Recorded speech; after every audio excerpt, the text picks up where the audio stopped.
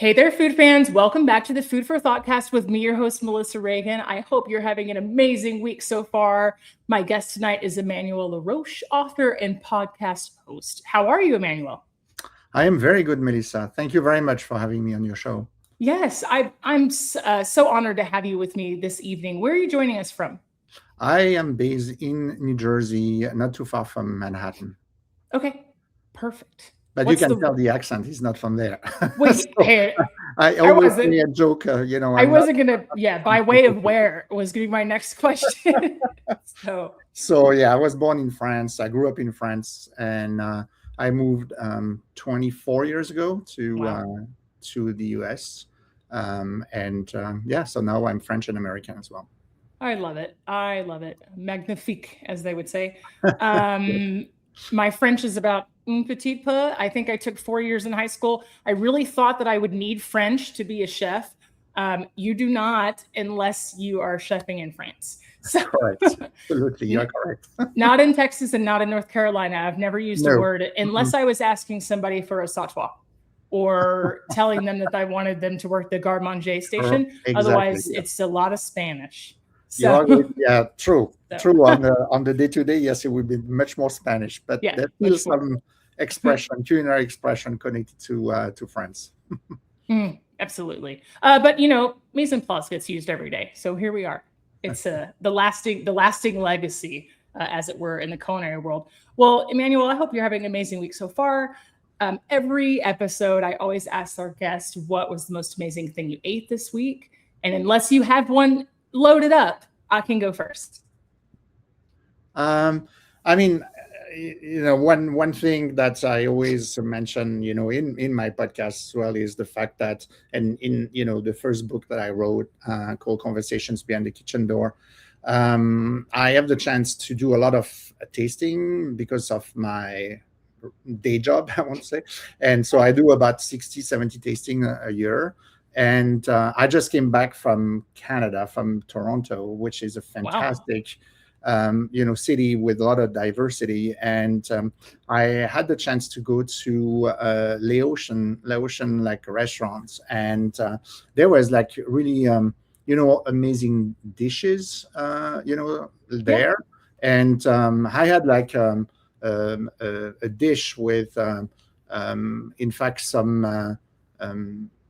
I believe it was, because now I have to remember the ingredients, but I think it was like a mango, kind of a green mango salad. So it really interesting because it was close to some of the influences from Thai food, but it was like with different type of chili in there, and that was amazing. But the entire menu was really really great. So yeah, Laotian food.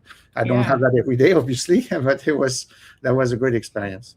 So it sounds incredible. I love that kind of that sour like papaya salad, the dried shrimp. Like it's so good. The acid, the acid and the kind of like And now you're talking about the dry shrimp. There was another thing that was a seasonal dish that was a watermelon salad that had a dry smoked shrimp, together with the watermelon, and that's what amazing. That sounds insane. I think it's probably 3 times this month that a watermelon salad has been mentioned on just this podcast, and I think it really has to do with the season, but it's so versatile. Sure, and the heat as well, because it's full of water, so it's easy to consume. Like is it hot there too? Does it get hot in New Jersey? Now. I mean, it's better now, but we had like a heat wave. I think it's like around the planet, because I talked to my brother from France. He's in Provence, and I think they were like 110, and he said to me, it's been 3 months that they are like, with that, like really high weather. Yeah. So anyhow, so I think this is like a little bit of like the heat wave around the planet at the moment. Yeah, it's like living in an oven. But Toronto was hot as well. Yeah. That's wild. Something in my tiny little American brain just automatically thinks Canada has snow all the time. I might not get out enough, but like Wrong month in the calendar. it's just wrong. Yeah. Yes. It's been really hot here, but we had a freak thunderstorm just in the middle of the day. So it brought the temperature down from 95 to 87. Oh, I okay. don't think I've eaten hot food in probably 3.5 weeks. No kidding. Like I just have not wanted to eat hot food. It's too hot outside. So I've been doing a lot of chia seed puddings, yogurt, fruit bowls, acai, chicken salad, tuna salad, but I'm getting worn out. So the temperature dropped and there's a nice breeze outside. I haven't eaten it yet, but when we finish recording, I'm going to make a warm soba noodle salad. Oh, that's I great. have some like miso. I've got some roasted corn. Yeah. I'm going to caramelize an onion. I think I'm going to grate a cucumber on it, kind of like a little dan influence at the end. I've got some sesame seeds. I'm kind of on a quest to clean out my fridge right now. So I thought, I wonder if hemp hearts would provide me a little bit more nutrition, but like the same, crunch as the sesame seeds. So it's definitely going to be interesting, but it's probably going to be the first warm thing I've eaten all week. So. That's great. In fact, that's funny because I'm leaving for Nashville tomorrow. So I have as well kind of like, I'm going to put whatever is together, like left on my fridge as well, for light dinner tonight. So yeah, it's been a big focus this year, just for me personally, is like, if you buy something and you decide you didn't want it, you're throwing your money in the trash. So you really have to you've got to get creative. And I come home from work all the time and the last thing I want to do is cook. And I'm like, well, now you really have to like be a good money manager in your own household. Yeah. And responsible as well. Yeah. Yes. Yeah, you're going to have to cook whether you want to eat it or not. Exactly. Well, Emmanuel, how long have you been a part of the food industry?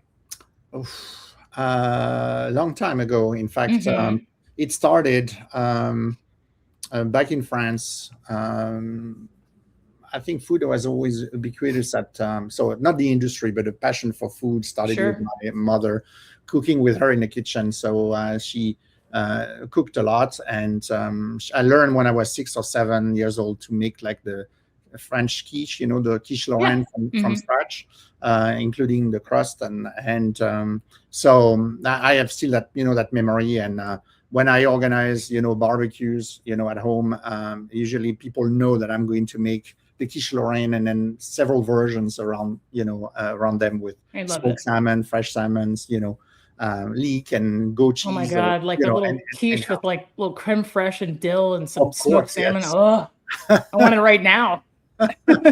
So in fact, food was always a passion. I had an uncle, the brother of my mother's brother, and he had a restaurant and hotel. So when I was a kid as well, during summer vacation, I was spending time with him. So I did organic chemistry when I graduated, and after an MBA with marketing. So I tried to find something in the day-to-day that I could really embrace the passion as well. So I discovered the world of the flavor industry because I was based in the south of France, so in Grasse, which is not too far from Nice, and it's kind of a hub for all the fragrance and the flavor industry. And I did my internship and my MBA there, fell in love with the industry, and since then, long time ago, I'm still in this industry. So I'm in charge of marketing for a company that does that. That's my day job, and so it is the other side. It's not the hospitality industry, but it's it is the food and the beverage industry. But I'm very much connected with the world of chefs and pastry chefs and mixologists because they are a platform for inspiration. So there's a lot of, all the trends. It's really interesting to go in different cities around the country to try to understand what's bubbling up, like behind the kitchen door, behind the bar. So that's the day-to-day. And in fact, I'm going to Nashville tomorrow for a chef's event, with customers. So again, bringing them with us to get inspired. Yeah, man, that's incredible. It's really amazing. I think, for chefs, and especially chefs who've been exposed to a lot of ingredients, like keeping that fire burning is so important because there's not a lot of, I don't know. I can't speak for everybody, but I will say on the day-to-day basis, like in what I do, which I work for a company that has kind of a classic take on an American menu. Mhm. I don't get inspired by ingredients often anymore, right? I have my day-to-day, my day job, as Sure, you would of call it, course. right? But I think, colloquially in my mind, I include all the food and beverage industry as a part of hospitality. And even it's the travel writers, it's the food Mhm. authors, right? Like it's the cookbook writers, like, because the idea of hospitality has been around for so long. And it's when you're sharing food with somebody, that's what you're doing, right? Yeah, yeah, But absolutely. yeah, well, I can't wait. I have so many things I want to pick your brain about. But the first and certainly not the least is you mentioned Provence. Have Yeah. you ever heard of an author named Peter Mayle? Of course, a year Oh in my Provence. God. Yes, of course. This is a fantastic book.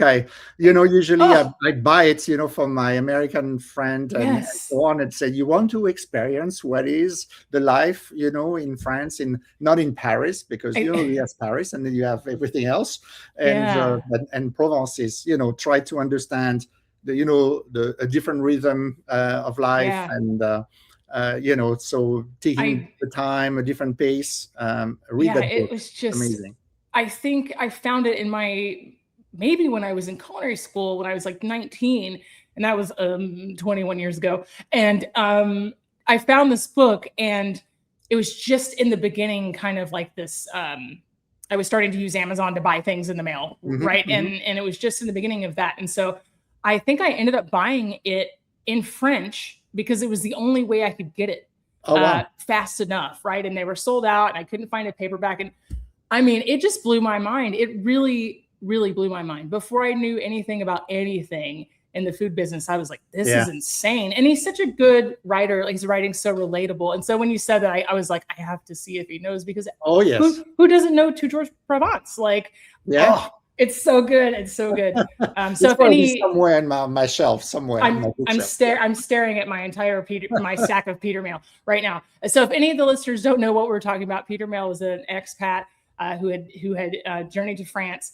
and he wrote about this slower life, and savoring all the flavors Sure. and everything else. He's the byline of one of his books is his adventures with knife, fork, and corkscrew, and it's just really, really, really good. So anyway, I had to get that out of the way. I was like, oh my god, there's no way Yes. he doesn't know. All right, so Yeah. So my brother lives not too yeah. far away from where the action Oh, of Peter Mail's book is taking place. So oh, yeah, yeah.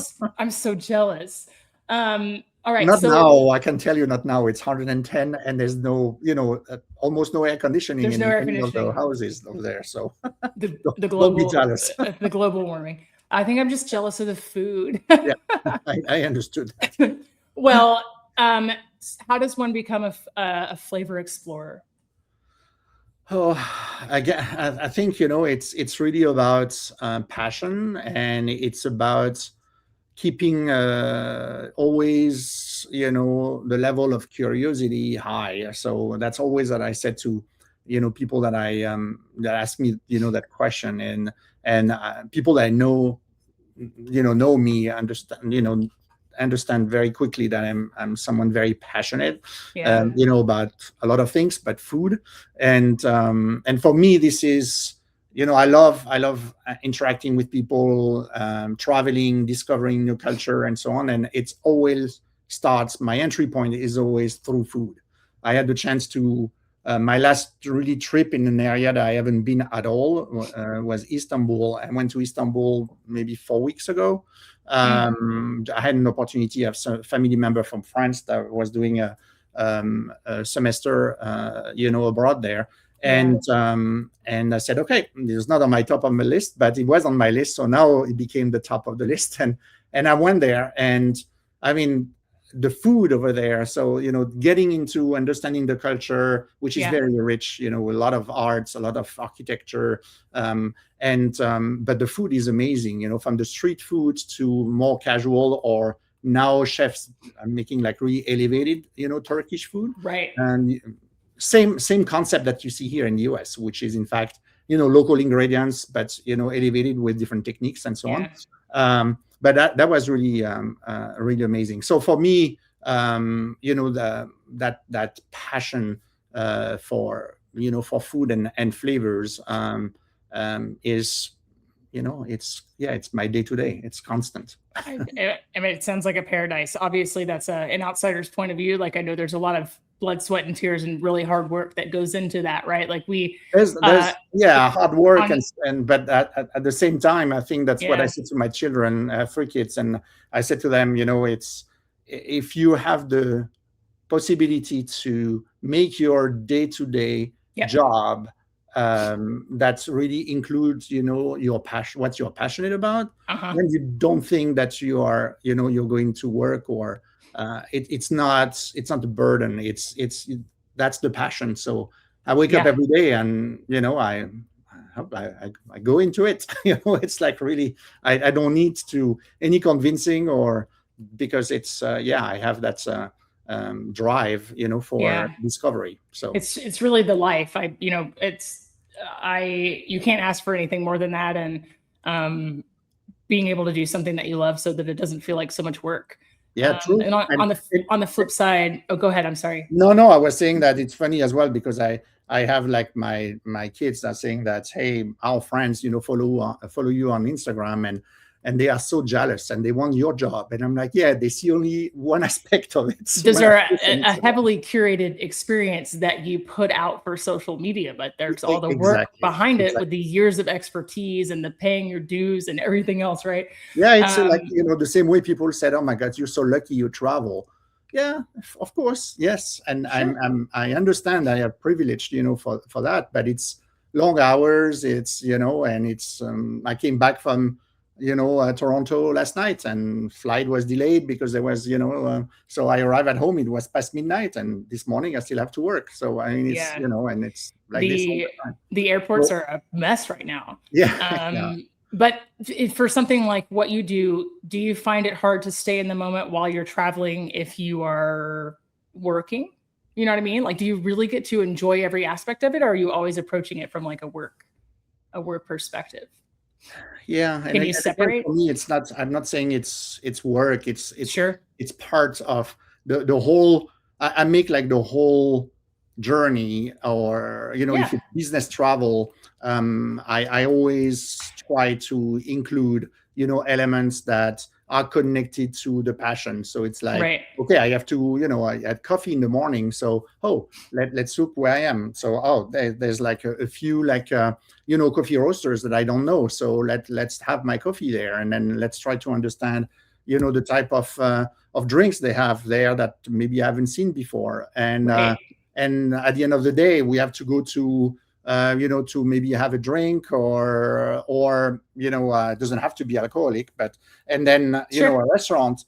So I have always, like, my colleagues that says, oh, we are going to ask, Emmanuel, or, someone from my team as well, who is, passionate, and say, let's ask them, and because they will know where to go. So that's how, in fact, we went to the Laotian, like, a restaurant in Toronto yesterday. So, it's all like this. So I'm always trying to bring those two things together. So I love it. Let's talk about the podcast. How did that start? 2018, that's where I launched it. When I launched it, I do it every other week because, it's on top of the job. So I do it at night or over the weekend. I understand. One episode a week is a lot on top of a full-time job. Yeah, because I edit the podcast and, and promote it and so on. So every other week, I decided to do that from scratch, and so the idea was, again, I have the chance to connect with chefs and pastry chef and mixologists. When I talk to a lot of people around me, so people that are passionate about food, but that are not maybe, chef themselves, they love to, to eat and have a good time at restaurants, but, there's not a lot of people that are curious about it. So what's happening? What happened for the chefs, to put together the menu the way it was done? So how she or he, had this idea to combine those flavors together. So the story. So that's why I call it Flavors Unknown. And the unknown comes from the part unknowns, as an homage on Anthony Bourdain, because I launched the podcast, a few months after he passed away. So Yeah. so that was the idea of the title. And yeah, so I have now 214, 15 episodes, something like this. And Amazing. Congratulations. thank you.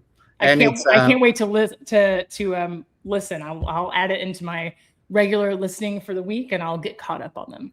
yeah, in fact, one of the next episode is going to be with one of the top chefs from Turkey, from Istanbul. In Amazing. fact, I went to one of those amazing restaurants with one of the top chefs from Istanbul, and I connected with him when I was there, and I said, "Hey, I have a podcast," and he speaks English fluently, so I'm like, I would love to have you on the show. So, and here you go.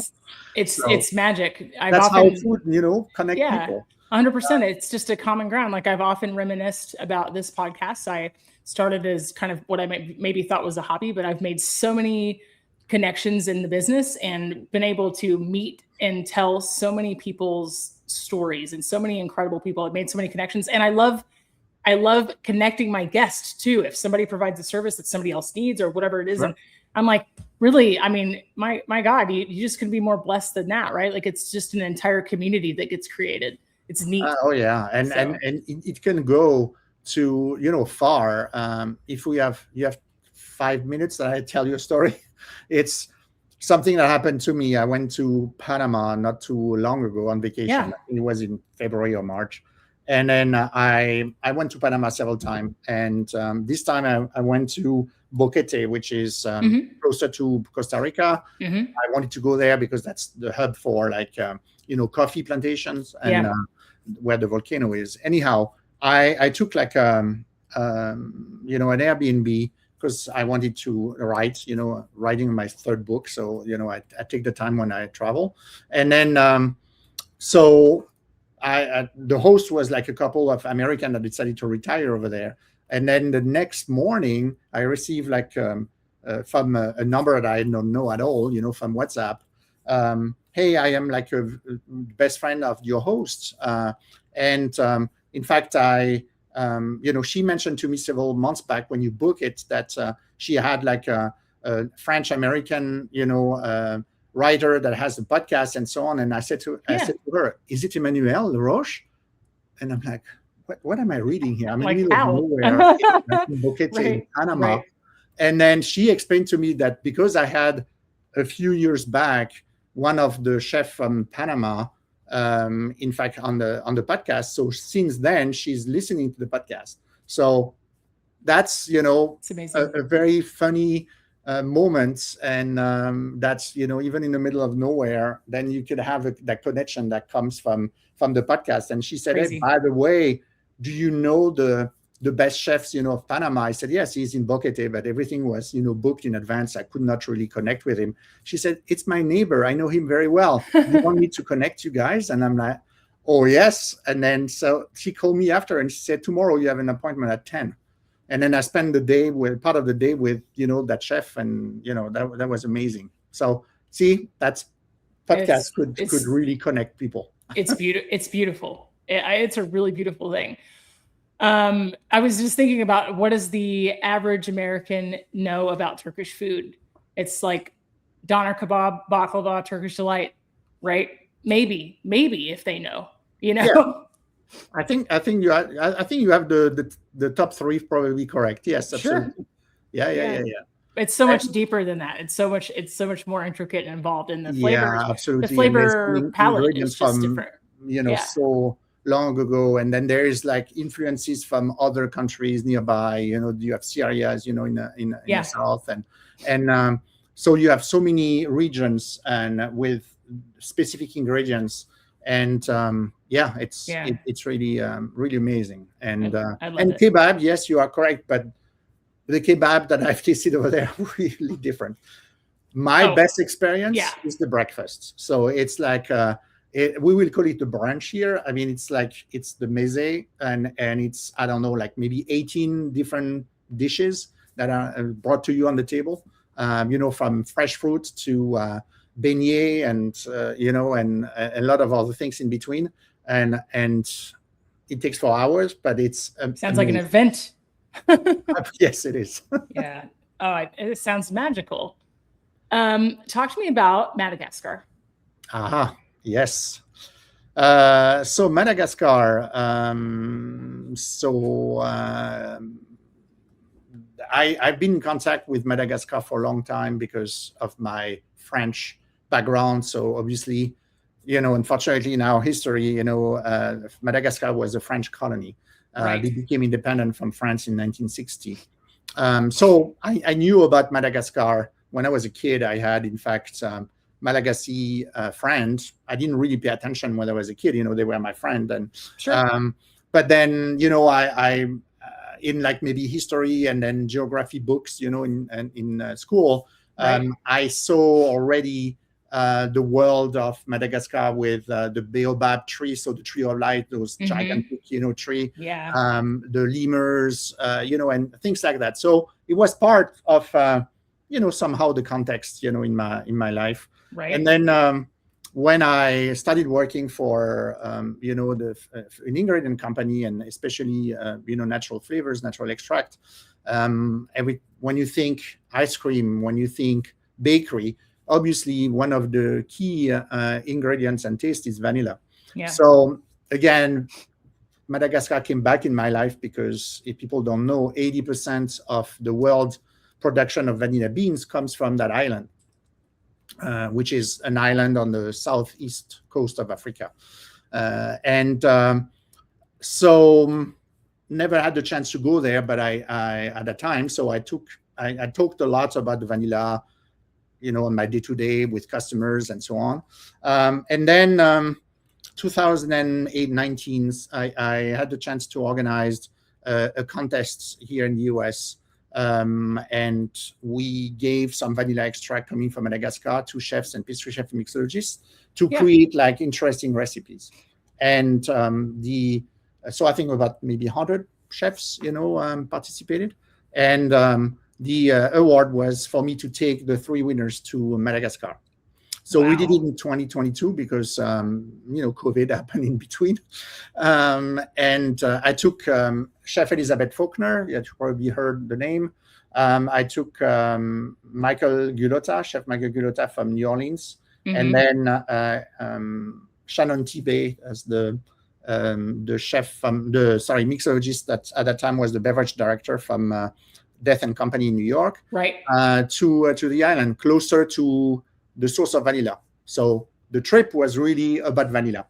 And when I went there, I discovered so many more interesting ingredients from that island that on the way back, I said, oh, you know what? Maybe I have an idea for a second book. So, I discovered like peppercorn, pink peppercorn. I discovered endemic black pepper, obviously cocoa, even caviar. There's 11 tons of caviar produced in Madagascar. Different type of honey because of the biodiversity with different, blossoms. Listen, until I received your press kit and your information, I had zero clue that caviar came from Madagascar. Oh yeah, but you know what? I had zero clue before I traveled there. So I mean, because obviously France, there's quite a bit, you know what I mean? Like, so I was like, what? Yeah, exactly. Yeah. It's in fact what happened for the caviar. I had the chance to organize like a big event in the capital, the Antananarivo, with the 3 American chefs and one of the top chefs from Madagascar, Chef Lalaina, and say, hey, that would be cool if they could cook together. And so we organized a big party. 120 something people came from the capital. And then they were serving. The chef said, "Oh yeah, I'm going to serve caviar." I'm like, "Oh great, that's interesting." So where is the caviar from? I say, "What do you mean? It's from the island." Caviar in Madagascar, and so I had the chance to meet the owner of the sturgeon farm, and they invited me to come to the lake and the farm, on my second trip when I came back in 2023. So. Anyhow, story short, I discovered those ingredients. I decided to say, you know what, I need to share that story with others, not only to keep it to myself. So that's why I wrote the book, A Taste I love of it. Madagascar. Stories are made to be told, and if they're not told, they get lost. Yeah, true. I mean, whether it's print media, digital media, whatever it is, but like kind of the art of culturally, right? Like of telling each other stories and passing down stories being Mhm. lost.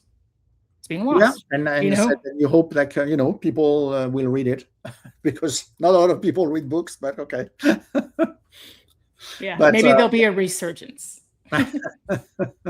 so, but the story was for me not only to talk about the ingredients, but to share the human dimension, behind Mhm. each of those ingredients. So the people, when they were reading the book, they will discover those ingredients. They will discover as well each like different part of the island, because very diverse as well, very different landscapes, and then celebrating as well, like the farmers, the beekeepers, the entrepreneurs behind those Right. ingredients that are giving back to the local communities. That's what it was meaningful for me to write the book that way. Yeah. I don't think there's a chef out there that's not familiar with like a Nielsen Massey, Sure. bourbon vanilla paste. But if you'd asked me where it came from, I'd have been like, I don't know. I have no idea. Right. Like, I Yeah. mean, it's been written on the bottle, but like even the fact that they call it bourbon vanilla paste is like a reference to the locale. But Yeah, I mean, people have no who idea knew? either. Yeah. Who knew? People have no idea that that part of the world is called the Bourbon region Yeah. because Yeah. of the former king of France, like Mhm. the Bourbon or Bourbon, sorry, with the French, but the Bourbon family, which was in fact the family of the king and the queens of France. So Yeah. that's and of course they went there and they said, "Oh, mine." So that's my region. I call it, I with my mean, family name. like you do when you're colonizing, you Yeah, just yeah, stick a exactly. flag in and you go, I found this one, it's ours. That's mine. It's mine. Talk to me about the flavor profile of Madagascar caviar. How is it different from something else more mainstream? Yeah, I mean, not that I eat caviar every day. Sure. I'm at home, but that was for me amazing. It's because of two things: not only the taste, but it's first the size of the eggs that are a little tiny bigger, because they have the possibility to skip some cycle. Yeah. Why? Because we are in the south hemisphere, we are close to we are in the tropics, Right. so people are thinking, but I don't understand, because sturgeons are from the north hemisphere, Right. and this is usually Russia, Iran, now France and so on, but they're very cold in the winter. It doesn't happen there. Yeah. they you need to think as well that there's a whole plateau in Madagascar, so there's area that are a bit colder, Sure. which means that the water temperature is the same throughout the year. So there's not like, like warmish, temperature, and then very, very cold or frozen, temperature. It's like 15 degrees Celsius, the whole Yeah. time. Just temperate. Exactly. Yeah. So the idea is that you don't have those different, like the growth of the fish, the sturgeons. Sure. They will grow and then they will plateau and then they will grow and they will plateau and so on. This is really irregular. So they have the possibility then to, as well, instead of having like one cycle, they can have multiple cycles, but then they can skip one. So then the eggs become a little bit bigger. Sorry, a long story, but No, I love it. Please, I want to hear every detail. but then Yeah. the profile was interesting, and there's even a fun story about this. Funny story. So I had the chance to follow the whole process. So they sacrifice a sturgeon for me, when to show me the process from A to Z. So taking the eggs, from the pouch, from from the fish, and then with the cleaning. And Yeah. the curing aspect with the Yep. salt, and so on in the packaging. So I had the chance to taste like the caviar fresh, like with just when the salt was added, but as well Wow. I had the chance to taste like several months, older, so 3 months, and then a bit older. So I was comparing those profiles, and that was really interesting. Is that there's a very, very creamy profile, and very there's a little bit of hazelnut as well, Wow. profile to the to that caviar. So the funny story is that there's no hazelnut in Madagascar. It doesn't grow there. Yes. So Correct. when you are in the lab, because it's a normal production lab and so on. Right. And you have a sensory team, which I know quite well because I have that in my team as well here in the US. And then so they have descriptors. It's how are you going to describe like the profile of the caviar, and then hazelnut is one of the descriptors. But then those people that are working there, they are from Malagasy. So Madagascar, they are Malagasy people. So you are like, yeah, but what is hazelnut? So they had to they found the idea that in one of the gas station, there's, little bit of food, and there's like cookies, and there's like hazelnut cookies that are coming from Europe. Right. And then so that became their descriptors. So the descriptor of the hazelnut instead of being like true, hazelnuts like from the nut. Yeah. So it became, they discovered the taste of hazelnut and say, oh yeah, this is that profile from one of the, hazelnut cookies. How bizarre that like their perspective was changed and they were exposed to something that wasn't native. It's like, it would be like me tasting Nutella and deciding to describe a wine, right? It's just like crazy. That's crazy. Yeah. Wow. I thought it was a funny story, but yeah. So that caviar was, really amazing. And in fact, I know that a big part of the production comes to the US. It comes to like maybe like a brand not connected to Madagascar. Sure. But there's a like lot of distributor of that. Yes, they're being commercialized in the US. That's amazing. Thank you so much. Like it is mesmerizing. That's really fascinating. It was. I mean, it's. I mean, I can talk to you a long time about those. I love it. And I'm going to pick up the books too. Like I can't wait. The sturgeon, but I saw the cycle, from the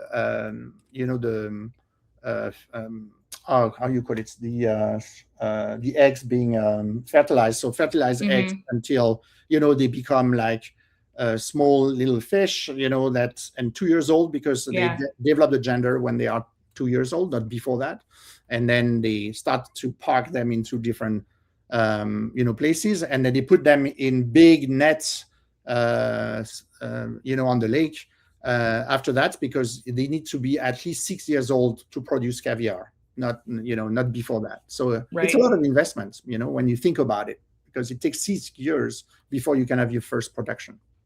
It's a whole process. It's like trying to grow an avocado like years. But there's the avocado. You're right. You can screw it up because the plant can dry, whatever. But fertilized eggs, and so on. Of course, very, very minutious, and you can lose a lot of those fish. So right. All right. So you took what, 3 trips, 4 trips? Yeah. 3 trips, 22, 23, 25. Yeah. What was the most bizarre food experience you had there? Like, what was the most unexpected for you? Having had traveled, what was the most surprising? What was the most surprising? I have to think about it. Yeah, it's okay. We can come back to it if you want. No, but it's a good question. It should. I think the most surprising, because my mind was trying to find like a specific dish or whatever. Sure. I think for me, it's more the influences. Is the fact that because of the location, which is 250 miles from the coast of Africa, in my mind, it was very, very much influenced by Africa. So I was thinking I will get pearls, I will get a specific leafy green from Africa. The sauces will be as well close to what we see from Africa. And my first chilies and stews and maybe peanuts and things like that. Peanuts and so on. Yeah. So you have a bit of that, but even when you land in Madagascar and then you have to drive from the airport to the capital, the first thing that you see are from where do you drive to the horizon, you see like rice fields. And I'm like, that's really looks much more like Indonesia and I was not expecting this, which is stupid on my end because we know rice is very important for Malagasy people. But so I started to have this feeling that I'm like, oh, I am close to Africa, but the landscape reminds me much more of what I've seen from Thailand or Indonesia, and then you start seeing as well the face of local people, and then you see this very diverse. Again, you see like that spectrum of very African influence to like very much like Asian influence, and then when you start talking then about your with your guests or your hosts, sorry, they will say, yeah, you know what, like the first settlers came from Indonesia. So you have that diversity, and then in the food, that's translated in the food because you see that influence from Asia, you see the influence from Africa, but then the Portuguese came to the island as well. So you have a lot of different spice and a lot of like the fried dough, in the dessert that comes from Portuguese influence. Of course, you have the French influence because there's been many years of the colonial time. So that was for me more that surprise of that very diverse element that came from different influences through centuries, and more than I think maybe from a dish standpoint, it's more like a beverage, something that was really interesting that all families will welcome you with wherever you are on the island. So they cook rice and they prepare rice for the 3 meals, so breakfast included. Wow. And then so when they cook the rice in a pot, and then there's always a little bit of rice that are attached, on the bottom of the pot. So instead of like the really fond cleaning, they pour water into it, and they keep it on the fire, and that water turns a little bit brownish, and then takes as well that caramelic and a little bit burnt, character. And after that, they pour that water, into a recipient, and they drink that water throughout the day. And they will offer that to you when you come. So that was probably the most like intriguing things that was served to me, everywhere on the island. That's insane. So this is just a local custom. Yeah. Do you know what do they add to that water? They add nothing. It's just like the flavor.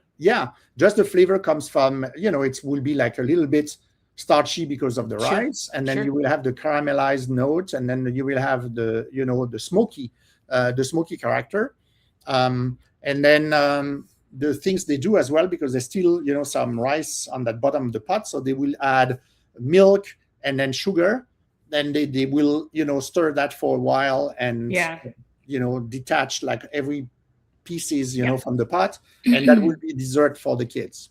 So I was going to say, there's no way that's not for a baby. Like they're trying to make it palatable for a child.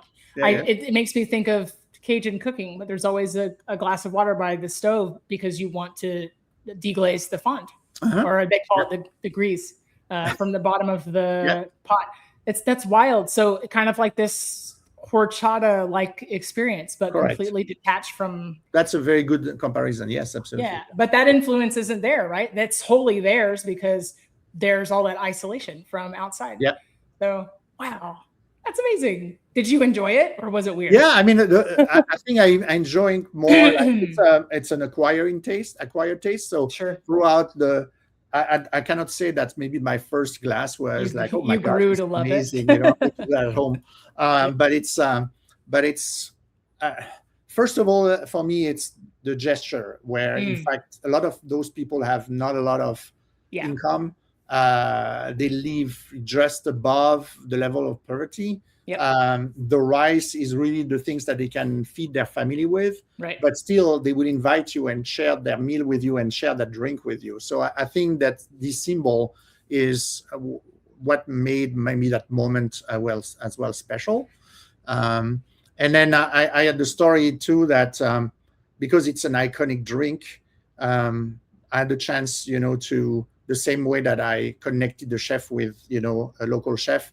We had mixologists that create craft cocktails from in the Mm-hmm. capital, and that organized like the first ever national like cocktail competition when we Yeah. arrived, and Yeah. he asked us to be the jury. Hmm. So that was fun. And now we decided to continue. So since 2022, since Wow. our first trip, now there's a yearly competition of craft cocktail. But so at the end of my first trip, I said, Kimek, because that's his stage name. I said, Kimek, I give you a challenge because I know I'm going to come back. And I said, I want you to create a cocktail that is inspired by this drink. So make Yeah. like an elevated version of this. And he said, oh my gosh, it's a great idea. And then on my second trip, obviously, I went to see him.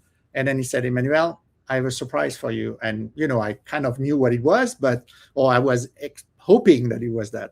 And then he started to make a cocktail in front of me. And it was inspired more by like the dessert from the kids, Yeah. so by adding a little bit of cream and milk and, in the drink. But it was a fantastic cocktail that he created, It inspired sounds so by, good. by that drink. I love that. You started a competition and now there's a tradition. I love that. Yeah, I mean, it was that's for me as well the the great element and fascination that I have with this island is like Right. how generous and how nice people are.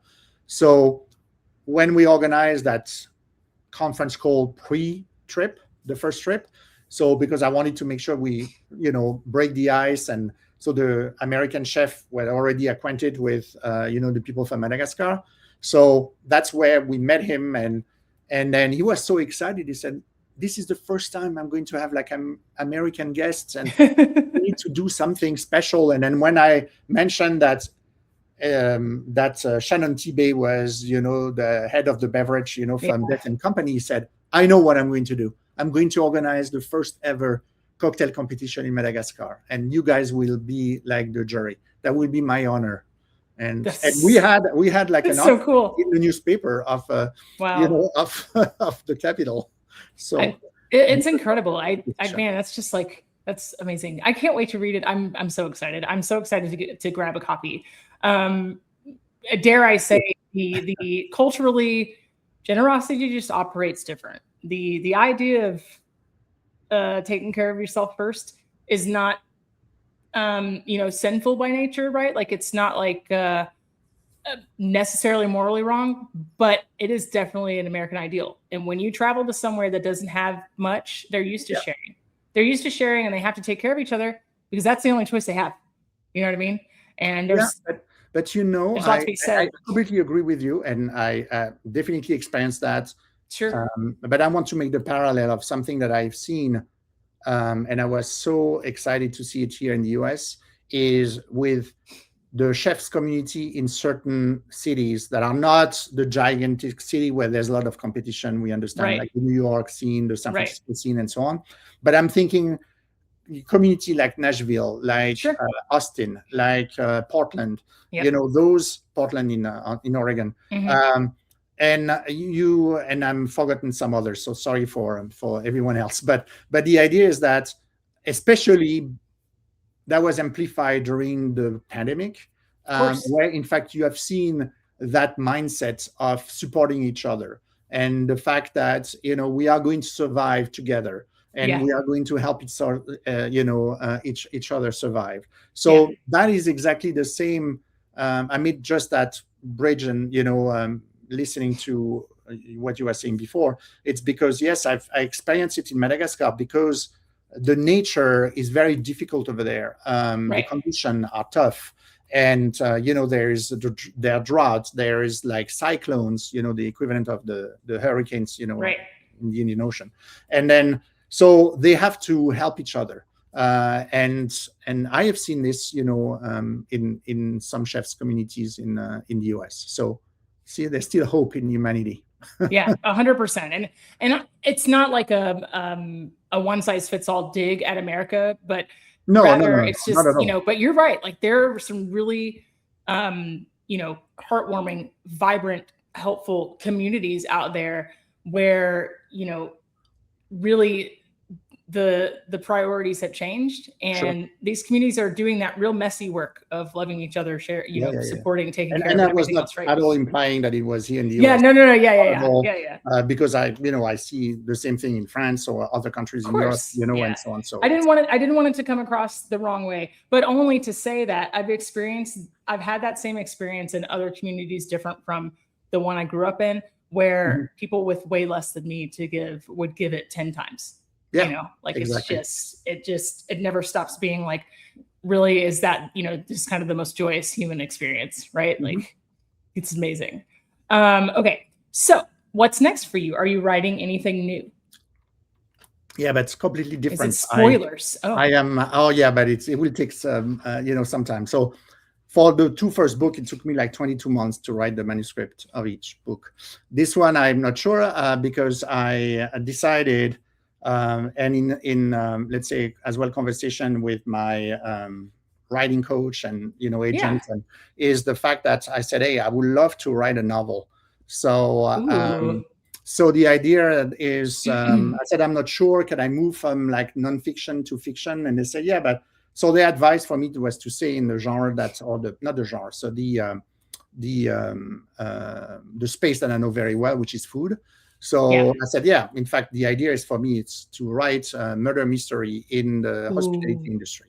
So that's what I'm doing at the moment. So the action takes place between I would say in the present, or not present, like 2010 2015. Sure. I wanted to do it pre-AI, to like in Panama, and then with kind of like flashback and anchor in France, because that world of people that are in the present, in fact went to the same culinary school, Cordon Bleu, in Paris, Yep. and so they connected when they were younger, but then now one became a journalist, a food journalist, critic, and the others, became chefs. So Yeah.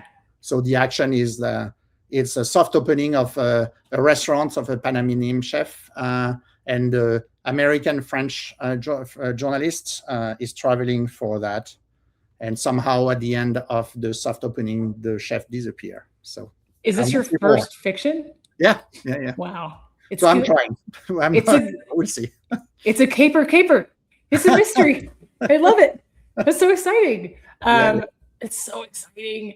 I can't wait. I can't wait. And so your first two books, and so for the listeners out there, I just want you to be aware the first two books, Conversations Behind the Kitchen Door and A Taste of Madagascar, and the podcast Flavors Unknown. And don't worry, I'll link to everything on thank you. my Appreciate it. podcast website. Absolutely. I love it. I like helping people make the connections. I love helping people find a cookbook, an author, a restaurant that that they've never seen. But like, I for one cannot wait to read more about Madagascar.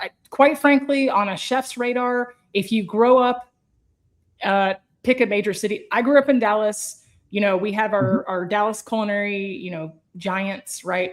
I went to a Le Cordon Bleu school here stateside. You learn about the greats, right? Yeah. But there's a lot of countries that I would never even be like, oh, I really had no idea.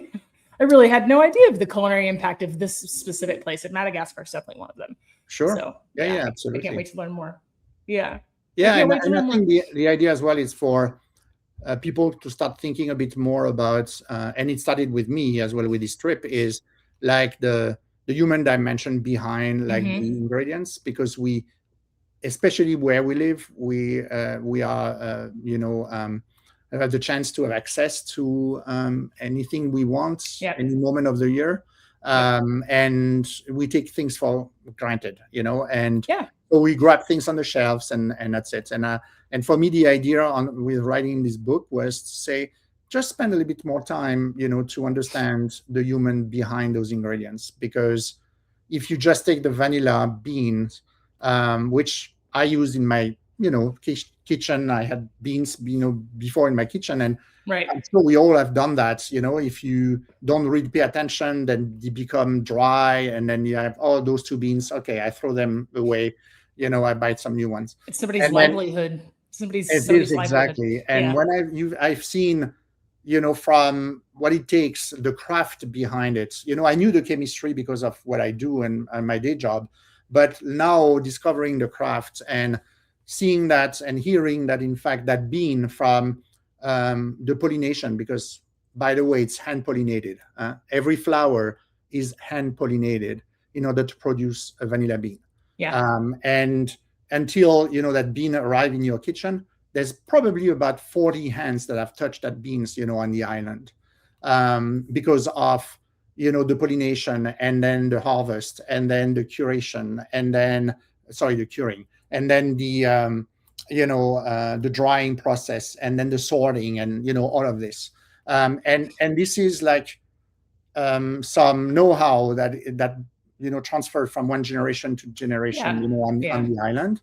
And if we want to continue to enjoy, vanilla, and cook with vanilla, and transmit vanilla to our own children, and smelling vanilla, when you are in the kitchen, from the oven, I think we need to make sure that we support, those families, in Madagascar, because this is, as you said, their livelihood. They collect and harvest the vanilla beans, at one moment in the year, and they get, in one day, they get their yearly income, one day, and they have to learn how to manage that income, that it lasts the entire year.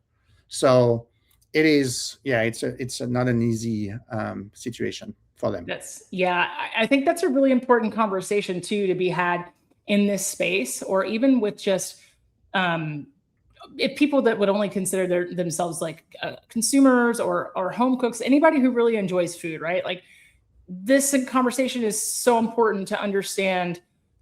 There have been foods that have become fads, and we've priced people out of their own food. Quinoa is a great example. Mm-hmm. The people who grow it could never afford to buy it now, because we demand saturated that market and drove the price up. I remember I went on a trip some years ago with a church to Brazil, and I remember seeing a cashew for the first time. Oh, with the fruit and the stinky fruit attached to it, and it's poisonous when it's still in the shell. But just, I'm not sure that I was smart enough, wise enough, old enough to make the connection then. But when I think back on it now, I go, it took somebody, they bare hand climbed a very dangerous tree over water that has stuff that would eat you in it, to get one nut, right? And I can't imagine having to just, having to scrape by in that way. That kind of sounds demeaning, but you know what I mean? Like, I can't imagine having to have that livelihood to keep generations moving forward, right? Because at one point before the Industrial Revolution, we were all farmers. Yeah. We were all experienced in animal husbandry. We were all farmers. You grew up understanding how to tend the land, how to survive off of it. I couldn't do it now. I would have not a clue the first place. I want to make sure that people that are listening understand, because they're going to say, yeah, but you guys are talking like special ingredients, and we don't do that every day. And, yes, of course.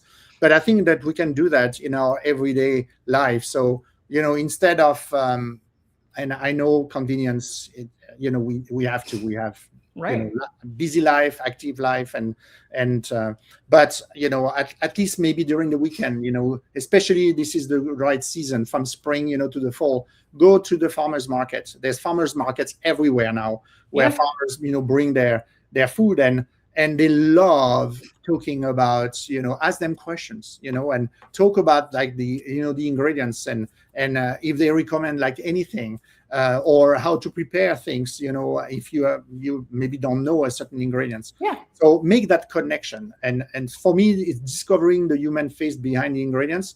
Start for me in New Jersey, going to my farmer's market, on the weekend. And then eat the things in season, because they are at the peak of their, maturity, and then, the flavor profile as well. Don't eat strawberry like in January. Yeah, right. I mean, you can if you want. I'm not saying. I worked for a few places that will serve seasonal fruit, Yeah. But it tends to be because of the palette and the pricing and whatever, it tends to be like the same 4 fruits all year. And then people go like, this melon's not ripe. I'm like, yeah, it's February. It's February. Strawberries are no taste. Yeah, sure. Sure. No. Yeah. Well, somebody had to gas it and make it ripen artificially, and then shipped it across the country. What I love as well, talking to chefs, and I talk to them a lot about like the rotations of the menu and the seasonal ingredients, and said, oh my gosh, spring is coming. We are going to have like the first like strawberries that are that are going to arrive, and or the cherry and so on, and they are really excited. They said, oh my gosh, we've been through all the fall. I couldn't stand having those root vegetables. I need to. I can't eat it. I can't eat another apple. I don't want any more cabbage. Like I don't. I need to have like my first rhubarb. So and I think it's really nice to hear that kind of story. At least for me, it's I love it, and I think it's important for people to reflect on just the access that we have and the kind of I wouldn't call it freedom, but I think access is probably the best way to describe it. It's just if you lived in a certain place, you ate what grew there, and you weren't getting to eat stuff from states and states away until the technological boom, the industrial revolution, all the factories and things like that. It's like, did you ever stop to think that maybe you only ate one type of apple because that's what grew within 100 yards of your, what I mean? Like, it's just, And it's again, back to be, curious. I'll give you another example. There's a chef that lives not too far from where I live here in New Jersey. And people think about New Jersey, they think about what they know from the Hudson River, the Chemical Valley. They don't understand that maybe 15-minute drive west of Newark Airport, this is farmland. So it's called the Garden State for a reason. It's people smile when they see Garden State, on the license plate, but there's a lot of farms. There's a lot of horse farm. There's like lamb farm. There's like really, so there's a chef here that created a restaurant that in fact he only cooks with ingredients that are from 8 miles around his restaurant. So when I talk to my colleagues, even here in New Jersey, and I talk about this, he said, how can he do that? We are in New Jersey. It never happened. I'm like, travel, go there, be curious, and so people went there and they're like, oh my gosh, this is amazing. I didn't think that we could have that here in New Jersey. I'm like, here you go. So be curious. Wonders never cease. Never stop being curious, for sure. Emmanuel, I've had a blast talking to you this evening. I'm so honored to have you on this podcast, and I would love for you to just take a moment and tell people where you can be found, maybe on social media. Sure. So thank you. First, thank you very much for having me. I really appreciate it. So I have so the website first for the podcast, it's flavorsunknown.com. There's a page as well for the book, but I've created as well a web page called A Taste of Madagascar.com. So that's easy. And then you can find the book anywhere, you buy books online, obviously. And I want to say, maybe if I may, of course, please as well support your local bookstore, because I think it's important. The same way you support farmers, support local bookstores. There's a lot of bookstores around the country. And then otherwise on the social media, it's so if it's LinkedIn, it's on my name, Emmanuel Laroche, and otherwise for Instagram and Facebook, TikTok, and so on, it's Flavors Unknown. Perfect. Yeah, I caught the nod to Bourdain right off the bat, and I was like, how special! I love it. So I cannot believe this. This is already an hour. It went so fast. I could talk to you for another hour, but I'm starving and I need to go cook dinner. So. You need to empty your fridge. I understand. I need to empty my fridge. Emmanuel, I hope you have a wonderful evening. Stick around for just a moment after I stop recording and we'll chat. But sure. For Emmanuel, thank you so much. For Emmanuel, I'm Melissa, and this was the Food for ThoughtCast. Thanks for listening.